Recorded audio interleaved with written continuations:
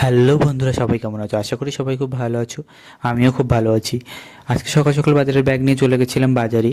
আর বাজার থেকে নিয়ে নিয়েছিলাম লোটে মাছ। মাছটা একটু ছোট ছিল, কিন্তু মাছটা খুব টাটকা ছিল, ওই জন্য নিয়ে নিয়েছিলাম। আর আজকে আমি করব লোটে মাছের ভাপা। এটা আমার ঠাকুমার কাছ থেকে শেখা। লোটে মাছ ভাপা বানানোর জন্য আমি নিয়ে নিয়েছিলাম কাঁচা লঙ্কা, পেঁয়াজ, আদা, রসুন, টমেটো কুচি এবং ধনেপাতা কুচি। তারপর আমি গরম তেলের মধ্যে আমি পেঁয়াজ কুচিটা বেশি করে নেবেন। পেঁয়াজ কুচিটা দিয়ে একটু হালকা লবণ দিয়ে ভেজে নেবেন। লবণ দিলে একটু পেঁয়াজটা তাড়াতাড়ি নরম হয়ে যায়। পেঁয়াজটা লাল লাল করে যতক্ষণ ভাজি ততক্ষণে আমি মাছটা ম্যারিনেট করে নিই।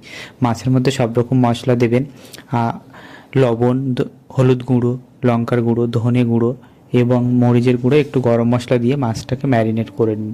তারপরে পেঁয়াজটা হালকা লাল লাল করে ভাজা হয়ে গেলে সেখানে আদা রসুন যেটা বাটা ছিল সেটা দিয়ে দেবো এবং টমেটো কুচিটা দিয়ে দেবো। দিয়ে ভালো করে মশলাটা করে নেব।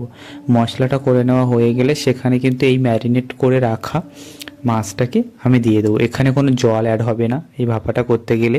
তারপরে আমি দিয়ে এটাকে কড়াইটাকে ভালো করে সিল করে দেবো। এখানে কোনো জল অ্যাড হবে না। এবার গ্যাসটাকে একটু লো টু মিডিয়ামে আমি রেখে কিছুক্ষণ রাখবো। তারপরে আমি একটু খুলে দেখবো যে মাছটা হয়ে গেছে কি না। মাছটা যদি হয়ে যায় আমি নামানোর সময় একটু গরম মশলা দিয়ে দেবো আর একটু গোলমরিচের গুঁড়ো দিয়ে দেবো।